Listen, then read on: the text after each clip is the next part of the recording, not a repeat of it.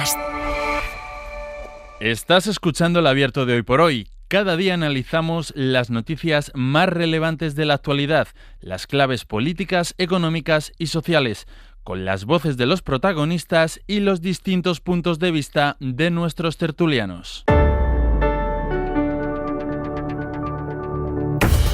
Tiempo para el análisis, tiempo para el abierto en esta mañana de lunes, que en un contexto internacional tan convulso, amanecemos con una noticia que da alas al optimismo, que es el resultado electoral en Hungría. Lo analizaremos y además analizaremos las consecuencias que va a tener, porque ya ha habido también reacción, no solo aquí en España, sino también de Europa, como esa sensación que tienen hoy las instituciones europeas de haberse sacado un peso de encima con la derrota, y además inapelable, contundente, derrota de Viktor Orbán en las elecciones de ayer en Hungría. Vamos primero a saludar a los analistas de esta mañana. Elisa de la Nuez, ¿qué tal? Muy buenos días. ¿Qué tal? Buenos días. Antón Losada, buenos días. Buenos días. Y Josep Ramoneda, muy buenos días. Hola, buenos días. Pues vamos a hacer eso, nos vamos a ir a Budapest porque desde primera hora de la mañana les estamos contando los resultados de las elecciones en Hungría, esa victoria abrumadora de Péter Magyar, del candidato conservador, ex socio, ex admirador y ex socio de Orbán, que ha acabado con sus 16 años seguidos en el gobierno.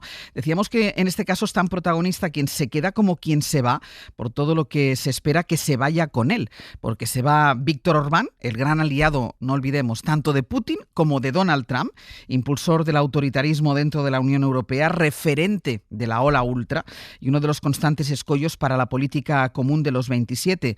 ¿Cuántas veces no han salido adelante iniciativas, propuestas por el veto de Hungría encabezado por Viktor Orbán? Enviado especial a Budapest, Antonio Martín, muy buenos días. ¿Qué tal, Ángel? Buenos días. Y además, como decía antes, se va con una derrota inapelable, de una enorme magnitud. Su antiguo admirador, Péter Magyar, ha obtenido 138 diputados. Y para que los oyentes se hagan una idea de la dimensión de la victoria, Orbán gobernaba ahora con 55 diputados y Péter Magyar ha obtenido 138. Es importante, Antonio, porque ese apoyo parlamentario abre la puerta directamente a reformas constitucionales.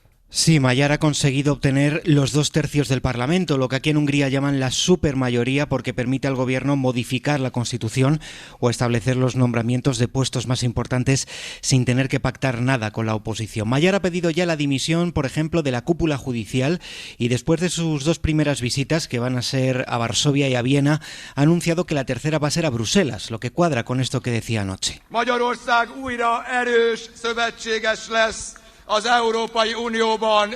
Que Hungría vuelve a ser aliada de la Unión Europea y de la OTAN, vuelta por tanto al consenso comunitario de un país que se queda con un dibujo parlamentario aún así bastante peculiar y único en Europa. Al frente este partido transversal nuevo de Magyar, enfrente la extrema derecha de Orbán y con 6 diputados otro partido que está todavía más a la derecha de Orbán, que se puede calificar abiertamente de partido neonazi. En todo caso, en Budapest ha habido explosión de alegría, miles de jóvenes que no han conocido otra cosa que el gobierno de Orbán han sostenido este resultado con sus votos y el mandatario ultraderechista lo acababa aceptando, aunque había dudas al principio sobre ello. De akárhogyan is alakult, mi ellenzékből is.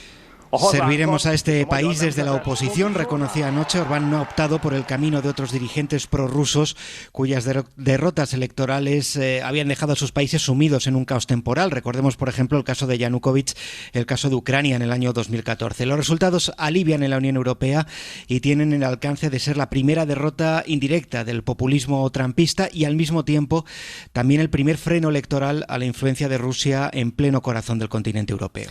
Bueno, sabemos bien quién es Orbán, porque lleva 16 años al frente de ese país. Conocemos sus políticas, conocemos los efectos de sus políticas en Europa, pero Antonio, hagamos un poco un perfil para empezar a presentar a quién va a ser su sustituto, a Péter Magyar.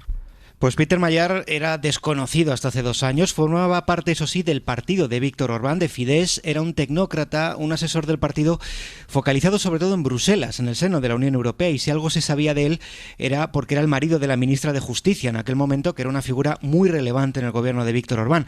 Pero en 2024 salta a la primera línea haciendo algo impensable en Hungría, plantar cara a Orbán y abandonarle. Se marchaba de Fidesz, denuncia la corrupción en el seno del partido e iniciaba una carrera en solitario sabiendo bien cuáles son las claves para el cambio. Llegar al voto joven, no encerrarse en Budapest y hacerse ver en zonas rurales del país, más de extrema derecha, utilizar las redes sociales y aprovechar también su perfil como eurodiputado para presentarse como un mandatario que tiene buenas relaciones con la Unión Europea y con la OTAN. Ahora bien, que nadie espere revoluciones. Aquí 2 ejemplos de lo que piensa Magyar. El primero lo expresó en el propio Parlamento Europeo hace unos meses.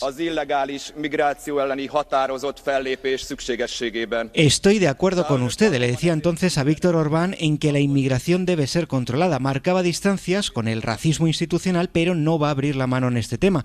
O poco después, cuando le preguntaban si facilitaría leyes de igualdad para que la comunidad LGTBIQ deje de estar perseguida en Hungría.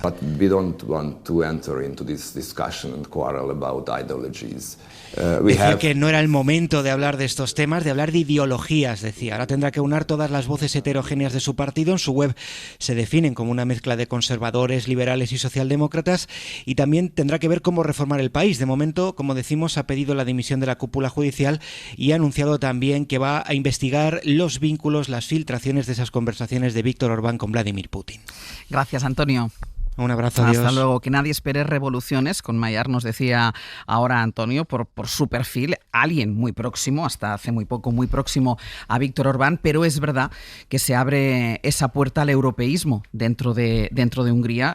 Ha sido un escollo en el que las instituciones europeas, ya de por sí lentas a la hora de avanzar y de tomar decisiones, Hungría ha sido siempre el escollo en el que tropezaba Europa una y otra vez cuando querían sacar adelante sanciones a Rusia, por ejemplo, o temas relacionados con Ucrania. Pero en cualquier caso, aunque solo sea porque Europa pierde esta China en el zapato, aunque insistimos, no es la gran esperanza blanca, pero pierde esta China en el zapato, Antón, motivo al menos esta mañana un poco para el optimismo, y porque también él encabezaba esta oleada aquí en Europa, esta oleada ultraderechista que pasa por muchos otros países, entre ellos el nuestro.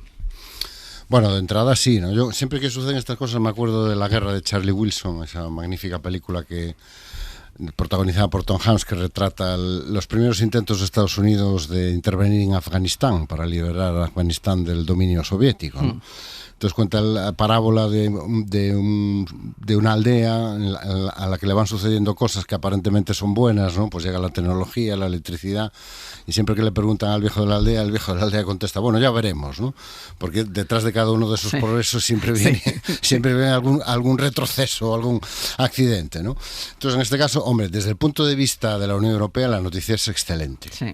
Entre otras cosas porque abandona el juego comunitario, un auténtico pirata y un filibustero como era Víctor Orbán, que estaba puesto ahí para hacer un trabajo, y todos sabemos cuál es. Estaba puesto ahí fundamentalmente para defender los intereses de Putin, para defender los intereses de Rusia, que era su gran sostenedor y su gran valedor, entre otras cosas, con el petróleo y con el gas, ¿no? Entonces, desde el punto de vista del funcionamiento comunitario, desde el punto de vista de una Europa que necesita no tener saboteadores dentro, quintacolumnistas dentro, la noticia es excelente. Desde el punto de vista de los húngaros, vamos a ver lo que sucede, porque Peter Magyar, que por cierto con ese nombre, pues si llega a perder habría sido un poco triste, representa, esto que voy a decir a lo mejor es un poco duro, pero parece un poco un Orbán moderado en todo lo que tiene que ver con las políticas económicas, todo lo que tiene que ver con las políticas de derechos civiles, con las políticas de libertades, y que ha basado su discurso en 2 ejes fundamentales. Uno, el preocuparse más por la vida de la gente y por las condiciones de la vida de la gente, y menos por Ucrania y por Rusia. Y 2, la lucha contra la corrupción. Y yo creo que ahí van a estar las claves sobre todo de sus primeros meses. Y yo creo que el test a medio y largo plazo, especialmente desde la perspectiva tanto interna como externa, es si va a utilizar esta supermayoría que le han dado los húngaros. Además, yo creo que es una mayoría transversal que ha ganado, yo creo que prácticamente en todas partes, para desinstalar del sistema político húngaro todos los giros antidemocráticos y autoritarios que había ido instalando Orbán. empezando por el control absoluto del Poder Judicial, siguiendo por el control total de los medios de comunicación y la censura institucionalizada, reformar las reglas electorales para que el que gobierna no salga siempre con una ventaja, que es la de esos diputados que se le adjudican casi de manera automática en la medida en que va obteniendo resultados. Yo creo que ese es el test final. O sea, yo creo que hay como 3 tests urgentes, ¿no? Uno, si vemos que efectivamente algo cambia en Europa y Hungría vuelve a ser lo que fue en Europa y deja de boicotearlo todo. 2, si los húngaros notan que efectivamente la lucha contra la corrupción y unas políticas más pensadas para su vida diaria se implementan de manera inmediata. Y 3, que yo creo que es la definitiva, si aprovecha su supermayoría para devolver a Hungría al país en la dirección de los países que quieren avanzar en su calidad democrática, no en su autoritarismo. Elisa. Sí, no, voy de acuerdo, ¿no? Yo quizá todavía un poquito más optimista, desde luego la parte europea está clara, pero yo creo que también, como dice Antonio, es que aquí lo importante es ver si puedes volver a convertir a Hungría en un Estado democrático de derecho, ¿no? Es decir, el modelo que había ahora ya no era eso, era, bueno, lo que se llama un Estado iliberal, una democracia liberal, un Estado autoritario competitivo, en fin, hay muchas definiciones, ¿no?, en la ciencia política, pero lo que está claro es que había una serie de cuestiones básicas de reglas del juego, ocupación de contrapoderes, poder judicial, control de la prensa, por supuesto todos los truquitos, ¿no?, tipo electoral, que esto hacía que efectivamente ya no estábamos en presencia de un Estado democrático de derecho, y eso es lo fundamental en estas elecciones. Tiene la mayoría suficiente para hacerlo. Es verdad que no será fácil, ¿no? Eso lo advierten muchos analistas, ojo, porque realmente hay muchas cosas que desmontar, algunas no serán fáciles, lo hemos visto incluso en Polonia también, ¿no?, cuando desmontar eso y volver, digamos, hacia el modelo inicial no es tan fácil. Lo segundo es que no solo que pueda hacerlo, sino que quiera hacerlo, porque a veces cuando heredas algo tan estupendo desde el punto de vista del poder, luego, bueno, te puedes tener también la tentación de que eso te beneficie a ti. Esperemos que no sea así. Y luego el tema ideológico yo creo que es que aquí va en un segundo plano, ¿no? También decía Antón, cierto, es que a Magyar le ha votado todo el mundo, porque probablemente era la única forma de sacar a Orbán, ¿no? Es decir, no estamos hablando de derechas o de izquierdas, de un panorama más o menos convencional en una democracia, digamos, normal, estamos hablando de otra cosa. Estamos hablando de un cambio de régimen, vamos a decirlo así, y por tanto había que buscar esa conjunción de fuerzas porque era dificilísimo hacer esto. Yo creo que a veces ahora, como ha pasado, ¿no?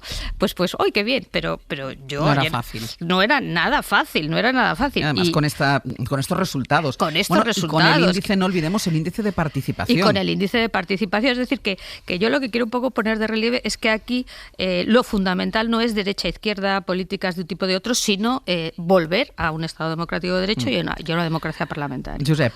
A mí lo que me parece fundamental, evidentemente, es la dimensión del resultado. Este resultado tan inesperado por su magnitud, bueno, me parece que es lo que ha determinado todo lo que viene después. Si la victoria hubiese sido ajustada, pues no estoy seguro de que Orbán hubiese claudicado tan rápidamente como aparentemente ha hecho, y en este momento quizás estaríamos hablando de movimientos sospechosos para revertir la situación, ¿no? Por tanto, este es un factor que me parece decisivo, porque es el que puede realmente marcar un cambio. No olvidemos que es un país en el que el Poder Ejecutivo dominaba absolutamente al legislativo y al judicial, por tanto hay mucho aquí a mover, y además al mismo tiempo esta es una señal muy interesante para el conjunto del mundo, porque demuestra que Trump ya no es el que era, que tener el apoyo total e incondicional de Trump ya no te ayuda, sino más bien lo contrario, y por tanto que es lo que se está notando incluso en Estados Unidos ahora mismo, que incluso en la propia MAGA, el movimiento del que nace o en el que opera Trump, están ya cansados y agotados del personaje, pues es posible que esto alimente un poco este rechazo, acompañado pues de la situación caótica que se ha generado en Irán, que pueda acelerar el camino de la salida de Trump, ¿no? Sí. En cualquier caso, Steve Bannon había dicho muy rotundamente que Orbán era uno de los líderes morales del mundo. mundo. Pues bueno, este líder moral uno menos. Del trumpismo, pues se va de rositas. Antón. Sí, algunos comentaristas, no sin maldad, hablaban del efecto Vance y apuntaban algunas encuestas que salieron inmediatamente después de ese meeting que dio Vance en Budapest con conexión telefónica en directo con Donald Trump y la caída durante drástica, la campaña. Sí, la caída drástica que se produjo en la intención de voto a Orbán en los días siguientes. Yo creo que también hay una lectura que puede ser interesante, ¿no? Que es para toda... Llevamos una temporada donde nos anuncian olas continuamente, ¿no? Que si viene la ola de la extrema derecha, que si viene la ola del autoritarismo, que si viene la ola del no sé qué. Estamos, no sé, cada 2 meses hay una ola que parece inexorable y que viene de camino y que va a arrasarlo todo. Yo creo que Hungría acaba de demostrar que las olas no son tan imbatibles. Es que es la incapacidad de captar la realidad, ¿no? Y que en un momento dado hace saltar la apuesta. Es la incapacidad de captar la realidad. Lo interesante del resultado es que demuestra que nada es inexorable y que en una situación como la que tenemos, ¿no? Con el mundo prácticamente en llamas, con una enorme inestabilidad, con poderes muy, muy poderosos, valga la redundancia, empeñados en que las cosas vayan en una determinada dirección y se orienten en una determinada dirección, convenciéndonos de que todo es inexorable, que la vuelta de determinados sistemas y determinados valores es imparable porque es una ola de que no nos podemos librar. Bueno, pues parece que sí. O sea, que todas las olas son reversibles. Que se pueden parar. Exactamente, que nada está escrito y que no hay nada inexorable. En la vida normalmente no lo hay, pero es que en política seguro que no. Ahora voy contigo, Lisa, que levantabas la mano. Voy a la publicidad, pero la clave es esta: las olas se pueden parar. Y la demostración, insisto, es que me parece muy importante el nivel de participación, que eso es de un compromiso ciudadano por intentar acabar con una situación ya insostenible, muy, muy importante. Y voy a hacer una pausa y a la vuelta voy contigo, Lisa, y seguimos con este tema.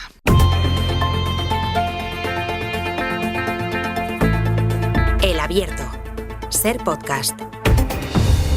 En el Abierto, Elisa de la Nuez, Antón Losada y Josep Ramoneda, analizando la abultadísima, la contundente derrota de ayer de Víctor Orbán en las elecciones en Hungría. Pedía la palabra Elisa, pero déjame que introduzca también, porque va a ser elemento para el debate, la reacción en Europa. Corresponsal Enrique García Pozo, buenos días. ¿Qué tal? Buenos días. Porque hay práctica unanimidad en la celebración de la derrota del primer ministro húngaro, además el primer ministro que yo creo que más quebraderos de cabeza les ha generado. Sí, es verdad que Bruselas siempre recibe el resultado de las elecciones de un Estado miembro con una escrupulosa cautela institucional.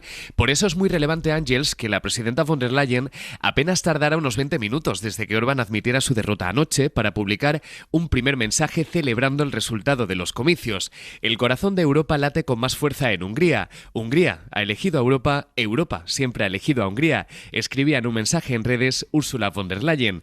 El presidente Antonio Costa resaltaba la participación histórica de unos comicios que cierran una etapa de 16 años de disputas entre Budapest y la capital comunitaria, un liderazgo iliberal que en los últimos años ha tensado las costuras de esas relaciones al máximo, lo último con el bloqueo del préstamo a Ucrania de 90.000 millones o con la evidencia de que el gobierno de Orbán llevaba años trasladando al Kremlin información confidencial de las reuniones a puerta cerrada en Bruselas. Se cierra, por tanto, una etapa de un pulso que se ha traducido en multas por no respetar el Estado de Derecho o por ignorar directivas y reglamentos comunitarios y que ha llevado a Bruselas al bloqueo de casi 18.000 millones de fondos comunitarios. De momento, la victoria de Mayer despeja el camino para una nueva relación de cooperación. Así lo acordaron anoche von der Leyen y el vencedor de los comicios tras una conversación telefónica, explican desde el equipo de la presidenta, por lo que el Consejo Europeo pierde al que para muchos ha sido el principal enemigo interno de la Unión Europea, satélite de Putin y puente privilegiado con Donald Trump. Pero es una derrota también para el faro y el líder con más poder del grupo de los patriotas, la tercera fuerza en la Eurocámara, el grupo de ultraderecha populista del que forma parte Vox o la agrupación nacional de Le Pen. Mayer se ha sentado en las filas del Partido Popular Europeo como eurodiputado esta legislatura. Su formación forma parte de esa familia política, por lo que el PP europeo, Ángels, gana un puesto en el Consejo que ya cuenta con una abrumadora mayoría popular. Y aunque con la mano abierta a Bruselas, algunos postulados del primer ministro se han recibido con cierta cautela aquí en Bruselas, según varias fuentes comunitarias, por su mano dura en materia migratoria y por su rechazo a acelerar la adhesión de Ucrania en la Unión Europea. Gracias, Enrique. A vosotros. Hasta luego, Lisa. Sí, no, yo quería poco, en relación con lo que decía Antón con respecto a las olas, es verdad, pero también se tienen que dar unos requisitos, ¿no? Lo digo porque ha habido en otros países, por ejemplo, en Bielorrusia, ¿no? Otros países, digamos, cercanos o satélites de Rusia, intentos similares y no ha fructificado. Entonces yo creo que aquí el tema del marco europeo, de la Unión Europea, de la capacidad, que nos quejamos mucho de la Unión Europea, bueno, pero al final se les han bloqueado fondos europeos, se les ha llevado al Tribunal Superior, al Tribunal de Justicia de la Unión Europea, es decir, aquí sí que había unos ciertos mecanismos adicionales, digamos, a los que existían en la propia Hungría, que han ayudado y conviene no perderlo de vista, ¿no? Porque a veces pensamos, sí, la movilización popular, bueno, se necesitan más cosas porque a veces la movilización popular, desgraciadamente, no es suficiente.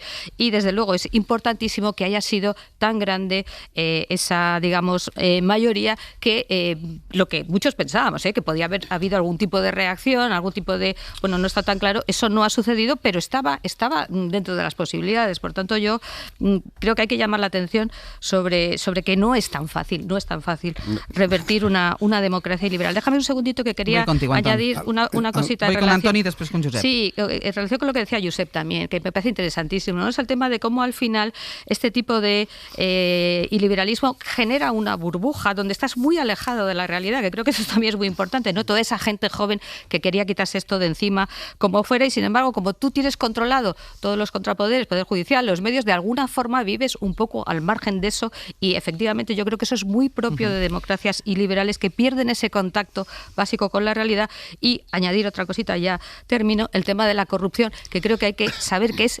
siempre va ligada a un régimen de estas características, siempre, y eso evidentemente también es demoledor desde el punto de vista de la ciudadanía. Antoni, después voy contigo, Josep. Antoni. Sí, muy breve. Si algo en mis palabras, Elisa, te ha hecho entender que yo decía que era fácil revertir las olas, me he debido explicar muy mal. No. Por eso yo simplemente digo que no hay nada inexorable y que esta teoría que hay posibilidad. Claro, no de revertirlas, de pararlas. Pero es que además están muchas veces en la conversación pública, ¿no? Te empiezan a hablar, viene una ola y parece que no se puede hacer nada y nos vamos a ir todos a la extrema derecha o nos vamos a hacer todos xenófobos y autoritarios y sobre todo este discurso continuo. Los jóvenes giran. Los jóvenes en España llevan girando, los últimos 10 años no sé cuántas veces han girado a la extrema derecha, al neofascismo, al antifeminismo, a todos los antis y a todas las cosas execrables que uno puede imaginar en política. Y te llegas a Hungría, una situación completamente infernal, sin reglas democráticas garantizadas, con un control absoluto de los medios de comunicación, con la justicia persiguiendo a los opositores, y te encuentras, pues ayer, la Plaza Mayor de Budapest llena de banderas europeas. Y yo creo que eso es importante resaltarlo. Es importante resaltar que efectivamente cuando la gente se pone en marcha y cuando la gente toma conciencia de lo que se está jugando y acude a votar, no hay ningún resultado que esté escrito. A mí me parece importante resaltar, por ejemplo, el detalle visual de las banderas europeas, ¿no? Europa ha jugado un papel muy importante en estas elecciones y en la necesidad. Cualquiera que haya visitado Hungría, y yo por suerte la he tenido que visitar varias veces porque tuve a mi hija allí de Erasmus y es un país que me encanta y Budapest me parece la ciudad más bonita de Europa, llegabas allí y te sorprendía mucho lo que te encontrabas en la calle con el discurso de Orbán. La enorme distancia que había entre lo que te encontrabas por la calle, por Budapest, que ya sé que no es representativo de toda Hungría, pero lo que te encontrabas allí en el día a día, estando allí, y lo que te encontrabas en los medios de comunicación, el discurso de Orbán, que es algo que empieza a pasar también fuera de Hungría, en otros países. Tú miras a España, lo que te encuentras en la calle y lo que ves en la política, la distancia a veces parece sideral, parecen dos mundos completamente diferentes. Me parece importante el triunfo de Orbán en la clave europea, porque Orbán era un referente para muchos líderes antieuropeos. Hoy mismo no hay más que ver la reacción de Santiago Abascal. Llorando porque se ha perdido un referente de la Europa de verdad y un bastión contra islamismo. La invasión islamista. A mí me parece muy importante el efecto arrastre que esto pueda tener en políticas como la nuestra, donde Orbán, no lo olvidemos, se había convertido en un referente para muchos líderes antieuropeos. Josep.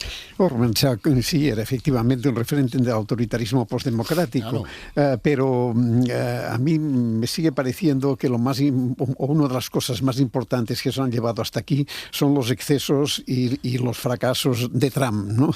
Yo estoy encantado viendo cómo von der Leyen está ahora dándole las gracias a Magyar y entusiasmada con lo ocurrido en Hungría. Von der Leyen hasta hace 3 días era una persona que siempre tenía miedo de poner en cuestión a Trump, siempre era un poco de alguna forma el intermediario entre Trump y Europa, siempre un poco del lado de Trump, ¿no? Bueno, por tanto, que estas cosas estén evolucionando, que estas cosas cambien, es extraordinariamente positiva porque probablemente va mucho más allá de lo que es estrictamente el caso húngaro, y en cualquier caso nos pone en evidencia lo que hace unos días que empezaba a notarse, que es el declive de la oleada del autoritarismo postdemocrático, que lo hemos visto incluso aquí en España con una cierta bajada de Vox en los últimos meses. Bueno, pues esto parece que en parte fruto de los disparates cometidos en Oriente Medio, pues está calando y que se está tomando dimensiones muy significativas, y esto explica en buena parte la dimensión de la derrota de Orbán. Voy a ir a publicidad, que Elisa querías hablar, no sé si tiene que ver con la oleada y el papel de Abascal y eso. Déjame, porque a la vuelta vamos a hablar de las reacciones en España y yo creo que podemos enlazarlo todo. Hacemos una pausa y seguimos.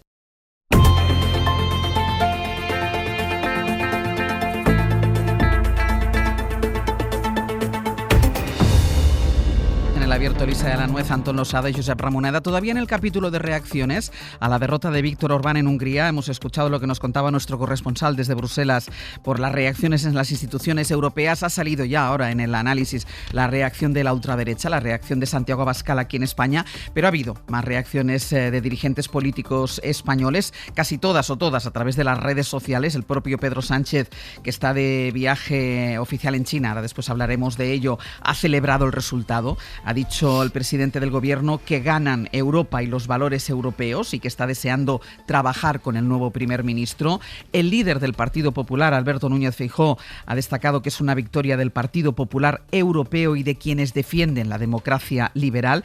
Hay otras voces en el Partido Popular que traemos también por lo llamativo de su reacción. Una es Cayetana Álvarez de Toledo, que ha escrito: bravo, bravo, bravo. El siguiente en la lista, Sánchez, el Orbán del Sur.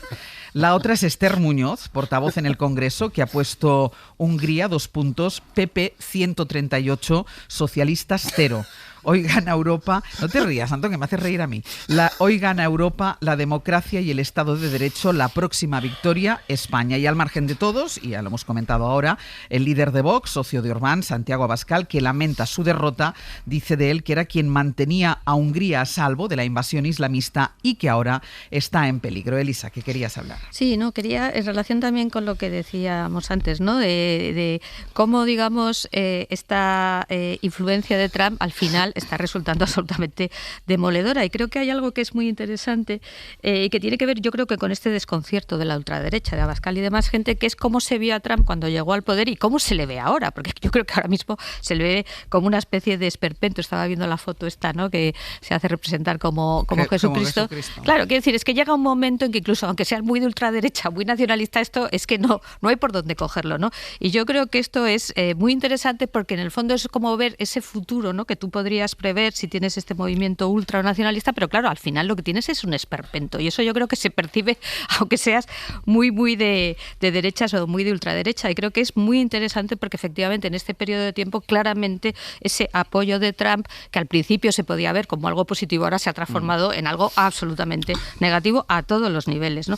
Y luego también yo creo que estas reacciones, en principio la de Abascal, que es la que he visto, también ponen de relieve hasta qué punto tú quieres mantener un discurso que está totalmente alejado de la realidad, porque precisamente antes hablábamos de que el perfil del nuevo primer ministro de Hungría no es precisamente... En materia migratoria, ¿no? En materia migratoria ni en nada, sí. No es precisamente el de un radical peligroso que vaya a llenar Hungría de inmigrantes, ¿no? Por tanto, claro, cuando tú te ves obligado a decir esas cosas cosas y la realidad es tan obvia que no es así, pues esa disonancia cognitiva yo creo que también al final acaba afectando a tu discurso, ¿no? Porque intentas mantener un discurso como si no hubieran pasado cosas que sí que han pasado y que están ahí y que todas las podemos ver. Y ojalá que efectivamente, como te decía también Antón, esto que la gente empiece a entender que esto del voto protesta a la ultraderecha y que yo me encuentro muy mal con el sistema, pues esto tiene obvias limitaciones desde el punto de vista de la realidad y de cómo realmente pueden hacerse las cosas de otra manera. Antón, ¿qué te ha hecho gracia las reacciones de algunos miembros del Partido Popular? Me hace gracia porque esto empieza a ser una patología. Es decir, pase lo que pase, acaba Pedro en Sánchez. Es que es ridículo. Es una cosa que la ves desde fuera y dices, bueno, esto es una obsesión que roza, digamos, la patología. Ha habido unas elecciones en Hungría, pasamos aquí, y usted acaba hablando de Pedro Sánchez y llevando los códigos de la política húngara a la política española.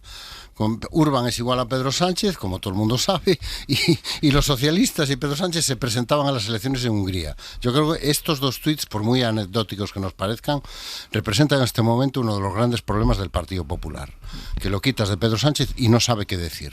No tiene discurso, no tiene modelo, no tiene política, ¿no? Y me parece interesante la reflexión en torno a la reacción de Abascal, porque lo apuntaba antes Josep, ¿no?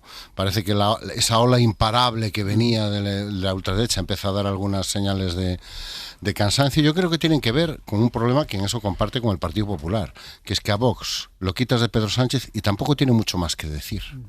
Lo quitas de Pedro Sánchez, el canalla, el rufián, el traidor, y el gran programa de Abascal, que es básicamente vamos a meter a Pedro Sánchez en la cárcel, y no tiene mucho más que decir. No tiene discurso, no tiene políticas. ¿Alguien sabe lo que opina Vox realmente sobre lo que está sucediendo en el mundo?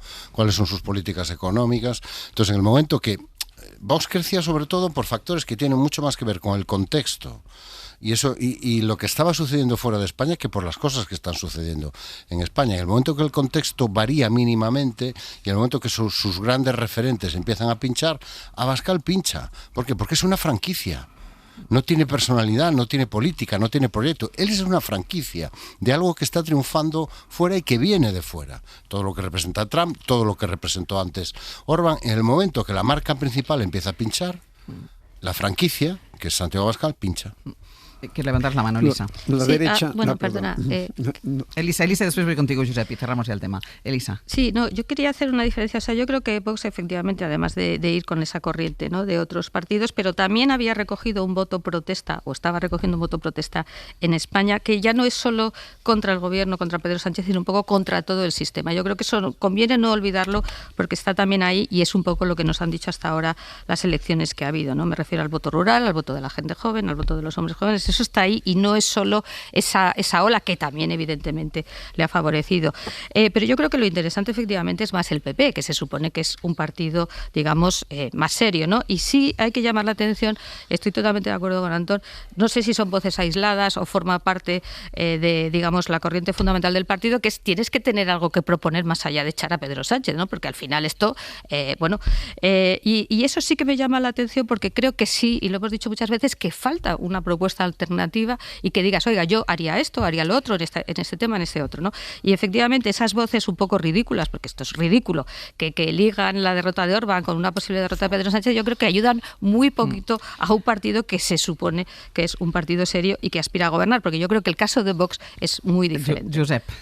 Yo creo que uno de los problemas es que la derecha sistemáticamente no va muy sobrada de imaginación y le resulta difícil construir cosas que puedan ser atractivas y que puedan a la vez generar una crítica inteligente del adversario. Van un poco a lo bruto, el amigo y el enemigo, el yo contra ti. Y esto me parece que se nota y se va dejando notar cuando en un momento en que hay un personaje como Trump que ha arrasado completamente con la derecha y que es la única voz de la derecha que se escucha y se sigue, ha ido ocultando a todos los demás personajes como líderes reconocidos, digamos, como Emmanuel Macron en Francia e Italia se han ido diluyendo en esta, y esto ahora está a la baja, y como que esto está a la baja, pues la derecha tiene una oportunidad, la derecha liberal, la derecha democrática tiene una oportunidad de recuperar la voz, y en vez de recuperar la voz parece que ha entrado en una especie de desconcierto. El caso español es más radical todavía en este sentido por el liderazgo de Feijóo. Feijóo es una persona a la que no sé si algunos de vosotros le ha oído alguna idea propia, una propuesta de contenido singular, diferente, que me lo cuente. Yo no lo he oído nunca. Simplemente todo su discurso consiste en criticar, destruir, denunciar al adversario, hacerle culpable con todo lo posible. Bueno, pues esto demuestra una debilidad enorme de la derecha en la coyuntura actual. Y es una debilidad que probablemente es la que ha hecho, porque no es exclusivamente de aquí, es una debilidad que es la que probablemente ha hecho emerger a Trump. Lo que pasa es que Trump ha demostrado sus límites y ahora está cayendo, pero cayendo en picado, es decir, como si se lo hubiese roto el paracaídas, ¿no? Voy a hacer una pausa, si me dejas, Josep, porque tengo que ir a publicidad, y además es que a la vuelta vamos a reanudarlo por Trump, porque el fracaso de las negociaciones, que no están rotas, pero que de momento en este primer encuentro sí han fracasado las negociaciones entre Estados Unidos e Irán, vuelve a situar el escenario de la guerra en medio de la total incertidumbre, sin saber qué es lo que puede pasar a partir de ahora, más allá de esa amenaza, y ahora lo vamos a contar, del presidente de los Estados Unidos de bloquear desde las 4 de la tarde de hoy el estrecho de Hormuz, con las consecuencias económicas que esto ya empieza a tener, porque ya nos han contado cómo ha repuntado otra vez el precio del petróleo y cómo otra vez los mercados volvían a caer en el día de hoy. El fracaso de las negociaciones entre Estados Unidos e Irán en Pakistán este fin de semana ha tenido, como les decía antes de ir a la publicidad, una consecuencia inmediata. Trump anunció ayer por la tarde que va a bloquear el tráfico marítimo en el estrecho de Hormuz. Nos vamos a ir a Washington. Miguel Ángel Muñoz Encinas, buenos días de nuevo. Hola de nuevo, Ángels. La operación comenzará esta misma tarde a las 4, hora peninsular española, pero no será tal y como había anunciado el presidente. Sí, el bloqueo empezará a las 4 de la tarde, según ha comunicado esta madrugada el Comando Central del Ejército estadounidense. Y no, como tantas otras veces, las cosas no sucederán como las había anunciado el presidente. Trump dijo en su red social que iba a bloquear por completo el tráfico marítimo en el estrecho de Hormuz, que iba a parar a cualquier barco que quisiera entrar o salir por ese paso. Sin embargo, el ejército ha asegurado que solo se impedirá el tránsito a los buques que tengan como origen o destino puertos iraníes. Esta decisión ha llegado, como decías, inmediatamente después de que descarrilaran las conversaciones de paz entre Estados Unidos e Irán que se celebraron el sábado en Pakistán. En una entrevista en Fox News, Trump dijo que todo iba muy bien, que la negociación era intensa, pero incluso muy amigable al final, pero que había un problema. We had a very intensive negotiation, and toward the end it got very friendly, and we got just about every point we needed, except for the fact that they refused to give up their nuclear ambition. Y ese problema es que, según Trump, Irán se negó a renunciar a sus ambiciones nucleares. Entonces, la presentadora de Fox le hizo la pregunta directa: si Irán abandona esa idea, ¿seguirá destruyendo aún más el país? So if they do not give up that effort, is that the plan? Will you further destruct Iran?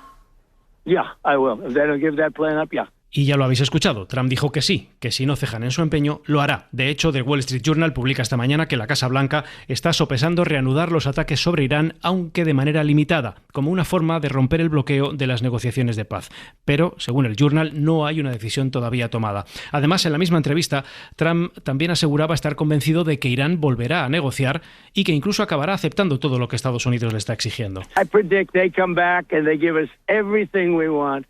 And I told my people, I want everything. I don't want 90%. I don't want 95%.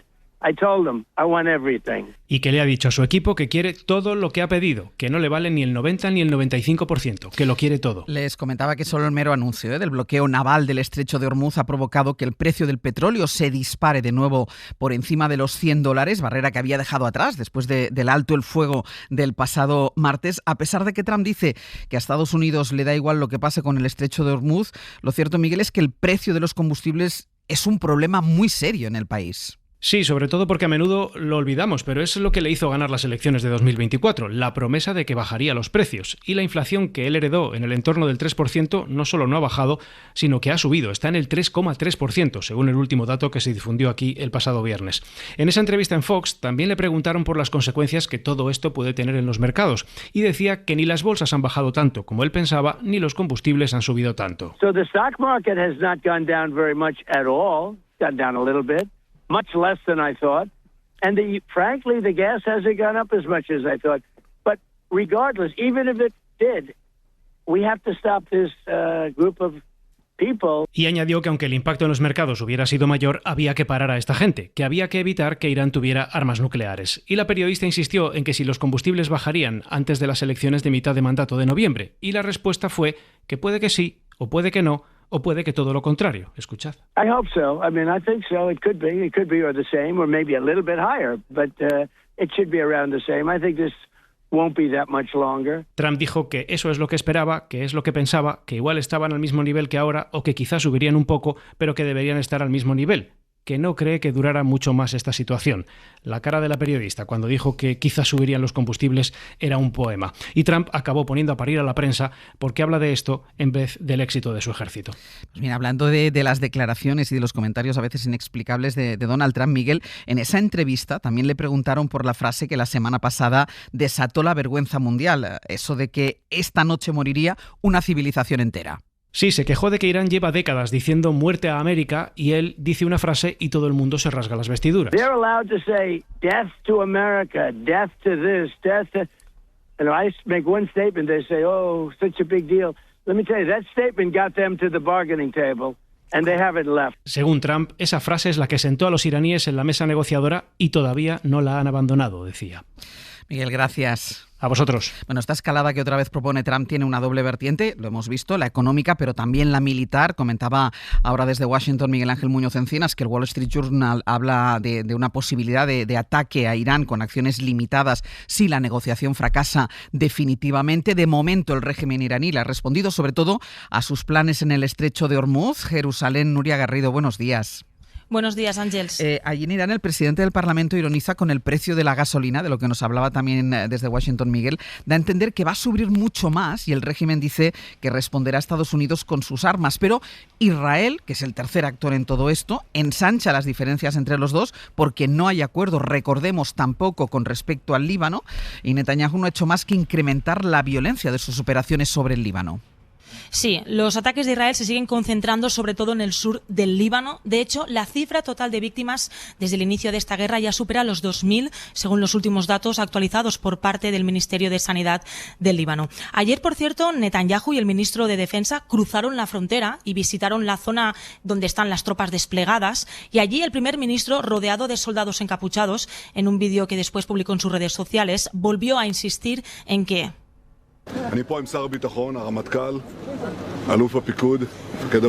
la guerra continúa. Dice también que están eliminando el peligro de misiles antitanque y fuego de cohetes que sigue disparando Hezbollah, pero insistió en que queda mucho trabajo por hacer. Mantener esta guerra le ha permitido a Netanyahu otra vez aplazar su juicio por corrupción. Debería haberse reanudado ayer porque estaba suspendido después del inicio de esta guerra con Irán, y la Fiscalía israelí ha aceptado aplazar las 3 sesiones que tenía previstas para esta semana, alegando que las circunstancias lo permiten y que no queda otra alternativa. Hay que recordar que el pasado mes de noviembre Netanyahu ya solicitó al presidente israelí Isaac Herzog el indulto en este proceso. Todavía no hay una respuesta, pero lo que hemos visto durante estos últimos meses es que Netanyahu siempre pone alguna excusa para no acudir a su juicio, en el que está acusado de fraude y de abuso de confianza. Y por otra parte, ayer también la televisión pública de Israel Pues este corresponsal muy conocido en esta televisión pública, Khan, contó en primicia que un alto funcionario les había trasladado que Israel quiere reanudar cuanto antes la campaña contra Irán, es decir, reanudar los bombardeos, y de hecho estaba este propio reportero comentando que quieren lanzar bombardeos más duros porque desde aquí el gobierno israelí da por sentado que no van a haber nuevas negociaciones y que si las hay van a fracasar. Nuria, gracias. Gracias, Ángels. Un abrazo. Bueno, pues en medio de todo este lío, de todo este contexto, un nuevo ultimátum, lo explicábamos antes, un nuevo ultimátum de Donald Trump, el bloqueo que ahora quiere establecer Washington sobre Hormuz. Pablo Morán, buenos días. Hola, Ángels, buenos días. Claro, con todo este puzzle que acabamos de contar desde Washington, desde Israel, también con información desde Irán, ¿hacia dónde vamos? Bueno, era sumamente improbable que todo se resolviera en una sola cita, la de este fin de semana en Islamabad, porque las diferencias son demasiado complejas y están demasiado arraigadas como para encontrar una salida a todo esto en pocas horas, en esas horas que se encontraron ambas delegaciones en Pakistán. Estados Unidos había incluido, por ejemplo, demandas relacionadas con el programa nuclear iraní que no se han resuelto después de años de conversaciones, y no parece que ahora mismo se respire precisamente un clima de confianza que invita a pensar en que este y otros puntos de la negociación se vayan a resolver tan rápidamente. No hay fecha para un nuevo encuentro, aunque ninguna de las partes lo descartan, ahí está la esperanza, pero ambos han iniciado, lo estamos contando, una nueva escalada verbal y de amenazas cruzadas sobre una de las claves de esta negociación, como es el control del estrecho de Hormuz. Pero es que en los próximos días Irán va a estar muy atento también a las conversaciones sobre Líbano e Israel en Washington. Para Teherán, el cese de los ataques a sus aliados sigue siendo otra de las condiciones para avanzar. Y ayer, nos lo acaba de contar Nuria, pues Netanyahu se plantó en ese territorio invadido para decirle a sus tropas que la guerra allí sigue. Así las cosas, los iraníes no confían demasiado en que estas negociaciones prosperen. Claro, la escritora y politóloga iraní Nazanin Armarian señalaba además este otro factor en declaraciones al ASER. China es perjudicada en esta guerra, una de las principales perjudicadas. Otra cosa es, Estados Unidos quiere controlar todo el Golfo Pérsico, no solo el estrecho de Hormuz, todo el Golfo Pérsico para poder controlar a China. Esto es un proyecto que no depende de los presidentes de Estados Unidos, sino es un proyecto de Estados Unidos. La perspectiva de momento es que las negociaciones entre Estados Unidos e Irán prospere parece muy lejana, como decimos. Ninguna de las partes ha demostrado querer ceder en ninguna de sus demandas de máximos, y ahora el pulso, Ángels, apunta a ver quién tiene que ceder primero. Pablo, gracias. A ti, hasta luego. Josep, la semana pasada, cuando conocimos, después de su ultimátum de acabar con una civilización entera, conocimos esa tregua temporal de 15 días, ese inicio de negociaciones, y entonces la semana pasada decíamos, bueno, le va a ser difícil a Donald Trump, ahora quiere salir porque las consecuencias, evidentemente, van a tener consecuencias sobre su presidencia, sobre su propia persona, sobre su propio mandato. Le va a ser difícil salir ahora de esta guerra a la que le empujó Israel, y la demostración es lo que está pasando en las últimas horas. El Financial Times Weekend de este fin de semana decía, Financial Times, que no es precisamente un diario de extrema izquierda, sí, decía, Trump está arruinando el lideraje moral de Estados Unidos. Las escalofriantes amenazas del presidente han erosionado aún más las normas contra los crímenes de guerra. Bueno, pues esto lo dice un diario de los mejores del mundo, no tengo ninguna duda, fundamentalmente liberal conservador. Esta es la situación de Trump. Pero es que aquí también tendríamos que acordarnos de una cosa. Trump ocupa tanto espacio en las pantallas, digamos, que a menudo, y me ha gustado que ahora saliera varias veces su nombre, nos olvidamos de que detrás hay un personaje central que es Netanyahu. Y Netanyahu es el que ha impulsado este episodio. Es el que ha empujado y el que no tiene ningún interés en salir de este escenario. Exactamente, y ha conseguido arrastrar a Trump en este juego. Es decir, que Trump ni siquiera lidera la ofensiva. Trump simplemente hace este espectáculo permanente. Hoy a las 4 no sé qué ha prometido, pues ya veremos si lo hace o no lo hace, porque cada cosa que promete después resulta que no, todavía no, y que ahora sí, pero mañana tampoco. Bueno, esta es una situación que a mí me parece, insisto, y en este momento yo creo que en Estados Unidos está esto ya en un nivel muy importante de movilización. Cada vez hay más responsables en todas las direcciones ideológicas en Estados Unidos que creen que hay que poner límite a este mandato, y esto no había ocurrido hasta ahora, y se están levantando voces que en otro momento habrían estado del lado de Trump. Por tanto, yo creo que aquí es un momento en que pueden pasar muchas cosas y que además tendría una significación ideológica, digamos, para el conjunto, porque podría ser el símbolo del final, o del principio del final, o de la decadencia, para no ser tan radical, de la decadencia de esta oleada de autoritarismo postdemocrático que nos viene invadiendo desde hace unos años. Antón. Bueno, yo soy de los que cree que ni Donald Trump está convencido de estar cometiendo un error, ni por supuesto Netanyahu.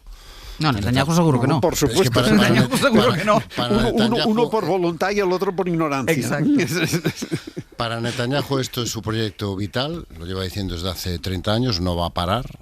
Y el proyecto vital pasa por destruir el régimen de los ayatolás en Irán y ampliar las zonas de seguridad de Israel, el proyecto del Gran Israel. Eso no se va a detener, y ya ha demostrado su absoluta inmunidad frente a las presiones diplomáticas, frente a las presiones internacionales, que tampoco es que sean unas presiones agobiantes. vamos a poner las cosas en su sitio. O sea, Israel en este momento, presión, tampoco es que está siendo sometido a una presión brutal por parte de ninguno de los países, Europa, Rusia, China, que en teoría se oponen a lo que está haciendo Netanyahu, ¿no? A lo mejor si en el Líbano hubiera petróleo, pues es que estaremos escuchando voces más contundentes, ¿no? En el caso de Donald Trump, yo creo que desde hace un par de semanas está en una estrategia muy clara de socializar los costes de la guerra y de forzar al resto de las potencias, especialmente sus socios en la OTAN, a entrar en este conflicto como sea. Y de ahí la noticia que nos viene hoy de que se van a bloquear, bueno, no sabemos muy bien lo que se va a bloquear, pero algo se va a bloquear en el estrecho de Hormuz, que ya está bloqueado. Sí. Ya, pero menos para los barcos que estaban autorizados por el régimen. Los iraníes, exacto. Claro, ¿qué es lo que quiere bloquear ahora Donald Trump? Para que esto se pase a ser un problema de todos. Porque aquí hay potencias que se ponen de perfil porque a ellos el petróleo les sigue llegando a cambio de un módico precio. Es el caso de India, es el caso de China o el caso de algún país más. Entonces yo creo que el objetivo de Trump es socializar los costes de esto y seguir quedándose con los beneficios. Porque puede que a lo americano medio esto le esté saliendo muy caro, pero a las grandes compañías norteamericanas y al entorno del presidente Trump llevan 4 semanas doradas en términos de facturación. Estados Unidos ha ingresado en divisas por la venta de gas y petróleo el doble de lo que había ingresado a estas alturas del año pasado. Y no olvidemos que ese es el gran problema del gobierno federal norteamericano en este momento. Una deuda que es muy difícil de financiar. De ahí los aranceles, de ahí ahora el aumento del precio del petróleo. Entonces, cuando hablamos de la resistencia interna, de que cada vez hay más voces en Estados Unidos, bueno, muchas de esas voces ya estaban ahí. Y yo creo que parte de lo que estamos viendo es una estrategia a Trump hay que verlo siempre en 2 direcciones, ¿no? Una hacia afuera y otra hacia adentro. Yo creo que estas conversaciones en Islamabad le han permitido ganar algo que no tenía y que sí tienen los ayatolás, que es tiempo. Tiempo para calmar un poco su opinión pública, vendiéndole la idea de que, bueno, el fin está cerca y va a ser una gran victoria, y tiempo también para recolocar su estrategia y sus alianzas y ver si es capaz de forzar a que algún país más, algún socio más se implique con él, convirtiendo Hormuz y convirtiendo el colapso energético en un problema mundial. Elisa. Sí, bueno, efectivamente, yo creo que hay que distinguir entre Netanyahu, que tiene muy claro lo que quiere y ha conseguido además, digamos, que Estados Unidos o que Trump haga lo que él quería, y que además cuando decís presiones sobre Israel, bueno, es que realmente quien puede hacer presiones es Estados Unidos y claro, ahora van de la mano, pues en ese sentido. Y además él luego tiene también, que lo habéis comentado muy acertadamente, el tema de su supervivencia política, ¿no? Es decir, que está ligado a la guerra, con lo cual por ese lado está claro que la única presión que podría efectivamente ser, digamos, eficiente o eficaz sería la de Estados Unidos, y eso no va a pasar.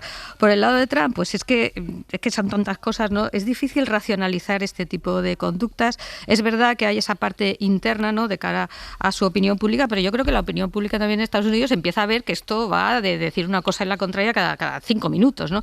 Y también yo creo que algo que sí se empieza a ver es el tema de que realmente, como también dice Antón, lo de menos es el ciudadano medio de Estados Unidos, que si te sube la gasolina, pues mira, que es que además lo dice, ¿no? O sea, que en ese sentido, oye, pues va a subir la gasolina, bueno, pues, ¿qué se le va a hacer, no? O sea, ese discurso que él tenía de cara, digamos, a sus bases o a sus electores, es que claramente se va desmoronando por el peso de la realidad. Efectivamente, digamos, su entorno más cercano, las grandes empresas, les puede ir bien, pero al ciudadano medio, que al final a este señor le han votado 70 millones de americanos, no se nos olvide, no parece que le vaya a ir tan bien, ¿no? Entonces, esa digamos, dicotomía, a ver cómo se maneja. Por ahora él lo que hace es decir una cosa, su contraria, a ver si tranquiliza a los mercados, a ver si ganó tiempo, estoy de acuerdo, pero yo creo que algo fundamental, y en ese sentido recupero un poco lo que decía el Financial Times, es que has perdido el liderazgo, no ya solo moral, sino es que has perdido el liderazgo estratégico. Es decir, es que lo que dice este señor realmente no es creíble, ¿no? Y yo creo que todo el mundo, y desde luego los interlocutores, tanto en la Unión Europea como en la OTAN,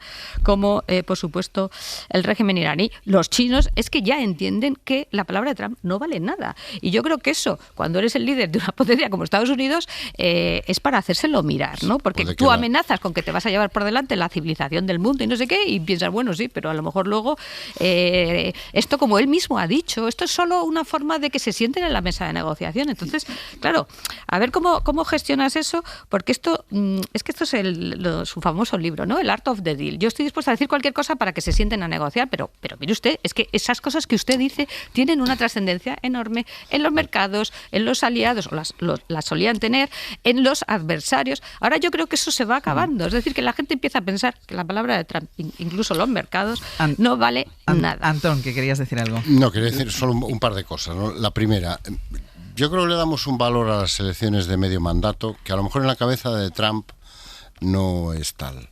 Trump no puede presentarse a la reelección. Ahora. No, Trump no puede presentarse a la reelección. No puede presentarse a la reelección. Él hombre, no vamos a cargarnos ahora la teoría del pato cojo, que le aplicábamos siempre en el segundo mandato a todos los presidentes norteamericanos. Donald Trump es un pato cojo. O sea, no puede presentarse a la reelección. Entonces, ¿las encuestas le preocupan o no? Depende. Y tampoco es que tenga una gran preocupación por lo que venga detrás de él. Me parece que en eso todos estaremos de acuerdo. Y que a él el Partido Republicano le da un poco igual.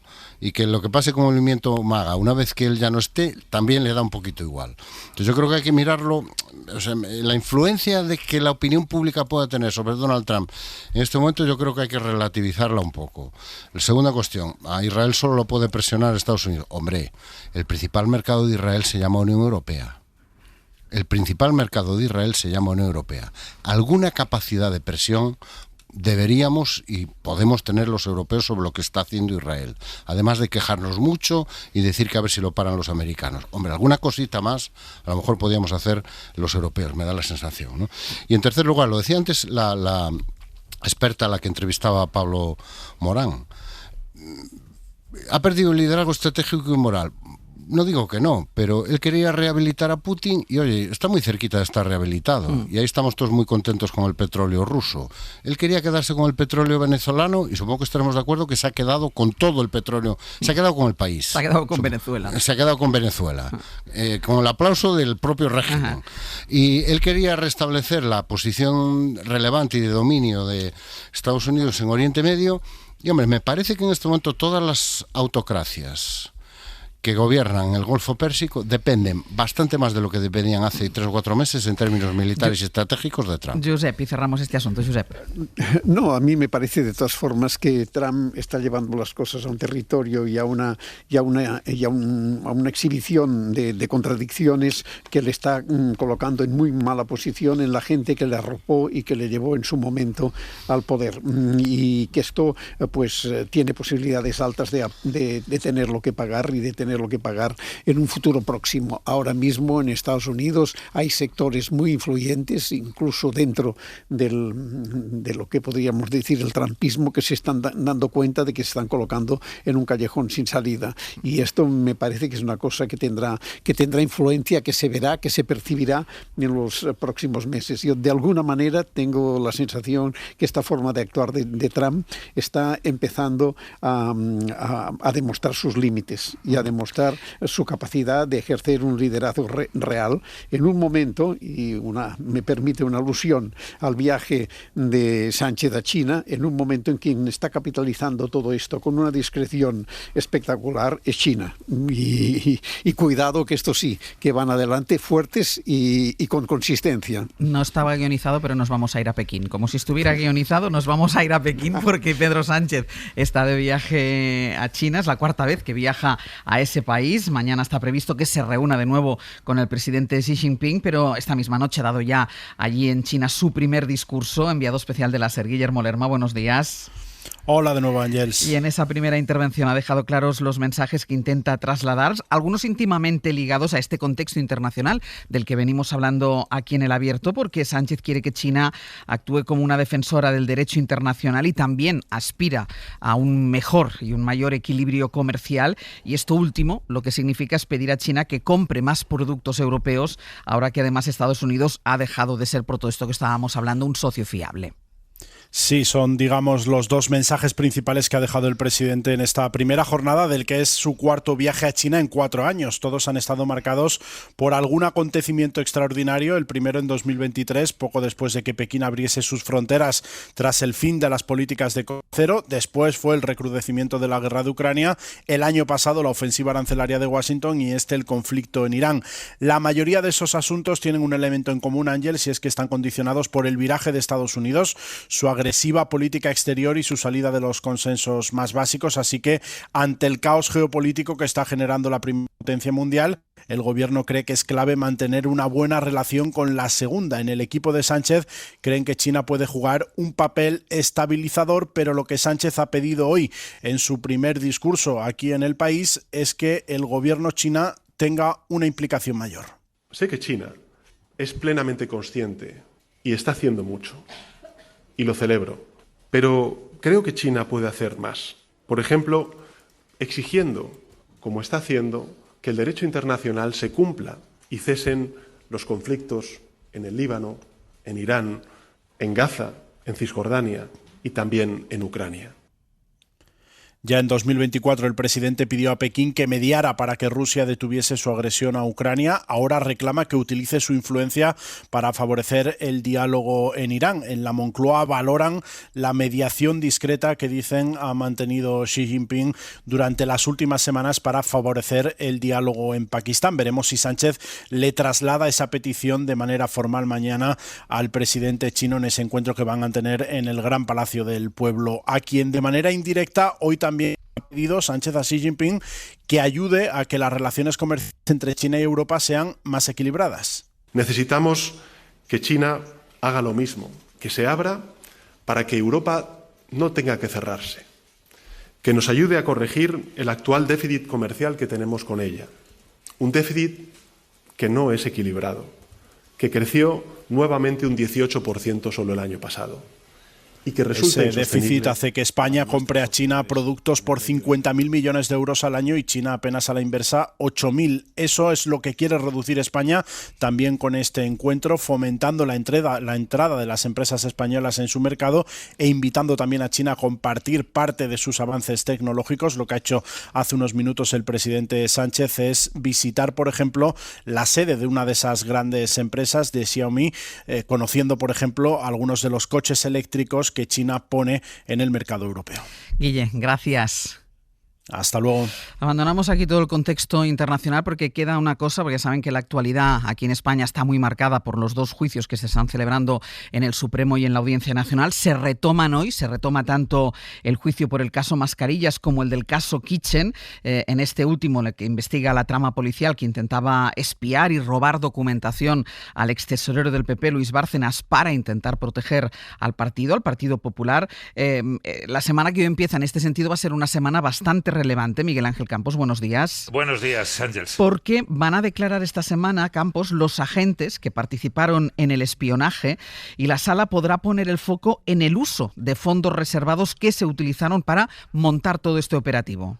A partir de mañana, sí, comparecen como testigos 24 de los 70 agentes y oficiales de la policía que durante casi 2 años participaron en el espionaje y seguimientos ilícitos al extesorero Bárcenas. Según la investigación, desconocían que su actuación era ilegal, creían que su trabajo iba a reforzar la instrucción judicial contra el PP, pero las pruebas que consiguieron nunca llegaron al juzgado. Hoy es turno para el inspector jefe de Asuntos Internos 111.470, el policía nacional que ha estado al frente de la investigación de la policía política del PP y que el año pasado en instrucción consideró relevantes los audios de Cospedal. 3 audios con María Dolores de Cospedal que se podía referir a hechos que pudieran ser objeto de investigación. Esa pieza 7, con lo cual, para que pudiera ser valorado convenientemente por quien debe valorarlo, que es la autoridad judicial y fiscal, nosotros por eso los aportamos. Bueno, la pieza 7 está valorada, está cerrada y enviada y elevada.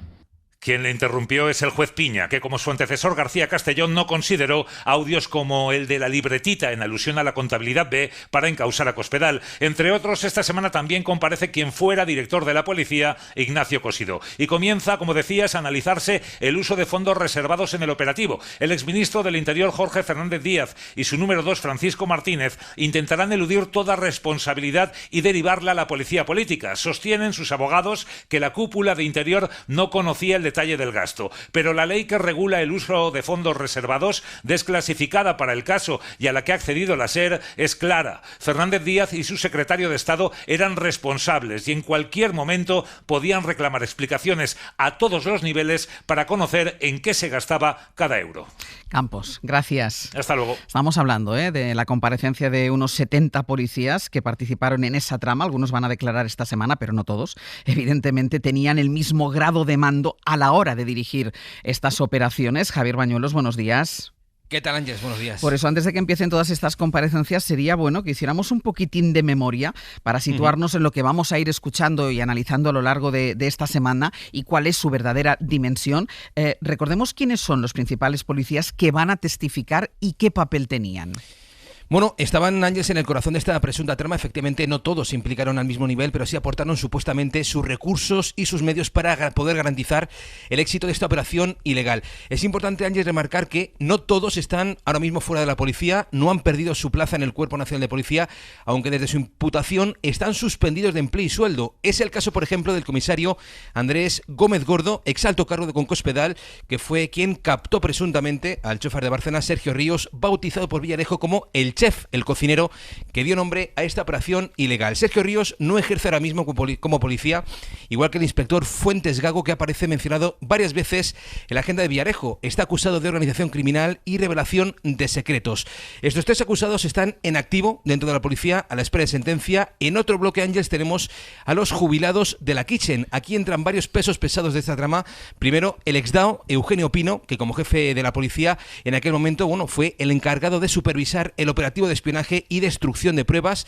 Pino era quien informaba directamente al secretario de Estado de Seguridad y al exministro del Interior, Fernández Díaz. Jubilados también está el inspector jefe Bonifacio Díaz, otro de los hombres de confianza del propio Eugenio Pino. Su participación se complementaba con el trabajo de José Luis Olivera, ex jefe de la ODEF. A él se le atribuye, Ángeles, las supuestas presiones al investigador principal de la Caja B del PP, Manuel Morocho. Cierra el círculo Marcelino Martín Blas, ex jefe de Asuntos Internos. Su unidad fue la primera en ejecutar los supuestos seguimientos y espionajes a la familia Bárcenas. Entre todos, Ángeles, los policías, entre todos estos policías acusados, sin contar con Villarejo, que está en la cúspide, suman una petición de 89 años de cárcel. Gracias, Bañuelos. Un abrazo. Y muy breve, aquí, Josep, la clave está en saber si se limpió esa policía, ese cuerpo de policía. Sí, evidente, la clave está en esta, claro. Y hay muchas cosas por saber de esta historia, ¿no? Claro. Porque realmente son momentos de una contaminación del Estado realmente que sería interesante que se pudiera aclarar absolutamente, cosa que me parece difícil. Antón. Bueno, yo tengo dudas de que se haya limpiado, sinceramente. Porque no es la primera vez que vemos policías políticas y no es la primera vez que esto ha sucedido. Es que hay que colocar a Kitchen en contexto. Estos mismos métodos se utilizaron contra Podemos y se utilizaron contra el independentismo catalán. Y la red y la penetración que hace falta para articular eso durante toda una legislatura es muy potente para desarticularla. Elisa, muy breve. Sí, totalmente de acuerdo, ¿no? La clave es si efectivamente esta politización de la policía, ¿no? Que responde a, digamos, intereses personales o del partido de sus jefes políticos, se ha desmontado. Y yo creo que la clave, aparte de lo que pueda salir en el juicio, es que realmente se produzca esa despolitización de los mandos de la policía. Iremos hablando de todo ello a lo largo de esta semana, porque insistimos, hoy se reanudan los dos grandes juicios que se están celebrando estos días, el del caso Mascarillas, que afecta al exministro José Luis Ábalos y ex número 3 del Partido Socialista, y el del caso Kitchen. El Abierto, SER Podcast.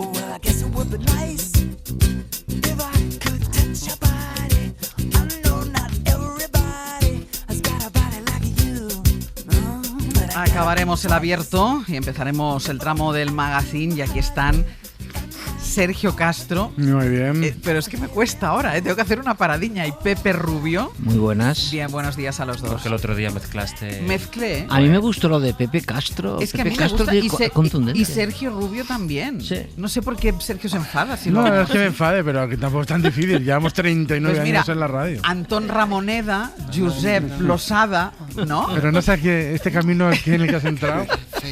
No lo sé. Bueno, 900, 100, 800 llega el lunes, llega Bob Pop con su pregunta, esta vez en ciclo. Losada Ramoneda suena bien, ¿eh? ¿Sí? ¿Te gusta? Pues te saludaremos así a partir de ahora. Me da como empaque. Te da caché. Fíjate el silencio de Josep, sin embargo. Bueno. 900, 100, 800 para la pregunta enciclopédica hoy de Bob Pop. ¿Usted en qué cree? ¡Ostras! No, igual no llama a nadie. Es como, bueno, es amplia. No se puede decir que no sea, pero igual no llama a nadie, que no sea amplia. Bueno, esta es una de las cosas que vamos a hacer a partir de ya y a partir de las 10:30 con Rafa Cabeleira y con... Uy, no me uy, Reguera. Vale. Ha habido la primera jornada en la historia de la Liga de Fútbol, la llamada jornada retro, donde muchos equipos han ido con trajes inspirados en otras épocas remotas. Así que les hemos pedido a nuestros dos colaboradores de cabecera que nos digan qué cosas recuperarían que sean retros para la historia del fútbol y cuáles dejarían enterradas para siempre. El árbitro de negro, por Dios. Sí, es una opción. ¿El Madrid iba de retro o no? No, ni el Barcelona, ni el Getafe, ni el Rayo. Oh, vale. Bueno, pues eso. ¿Y qué más, Pepe? Bueno, pues en el Artesano mañana, hoy, perdón, iba a decir que mañana presenta otra cosa. A ver, vamos a centrarnos, chicos. Vamos a centrarnos. Es que mañana el Artesano presenta, aprovechando que mañana el Artesano presenta en Vitoria su libro El Artesano, Pablo Ortiz de Zárate, pues esta mañana pues se la juega hablando sobre la polémica de la solicitud del traslado temporal del Guernica al País Vasco. Ortiz de Zárate nos propone en este punto un repaso a todos los vaivenes, manipulaciones políticas que ha sufrido el cuadro para entender las dos posturas a favor y en contra sin sectarismo. Él va a hablar sin sectarismo, puramente artístico. Y después, Mitos 2.0, ya sabéis que Sergio va a ser futuro papá de un perro. Sí. Y bueno, este pues vamos tema no lo sabes, Sastre, no pero sé. este tema... Bueno, seguro estamos en ello. Bueno. Están en ello. Y entonces planteamos el mito, ya no hay familia que no tenga un perro, porque si Sergio va a tener un perro ya es que no hay nadie. Todo el mundo tiene un perro. Ya todo el mundo tiene un perro. Bueno, pues lo vamos a dejar aquí, volveremos después del boletín y yo voy a despedir a los analistas de esta mañana, Elisa de la Nuez, Antón Losada y Josep Ramoneda. Hasta la semana que viene. Hasta luego. Adiós. Para no perderte ningún episodio, síguenos en la aplicación o la web de la SER, Podium Podcast o tu plataforma de audio favorita.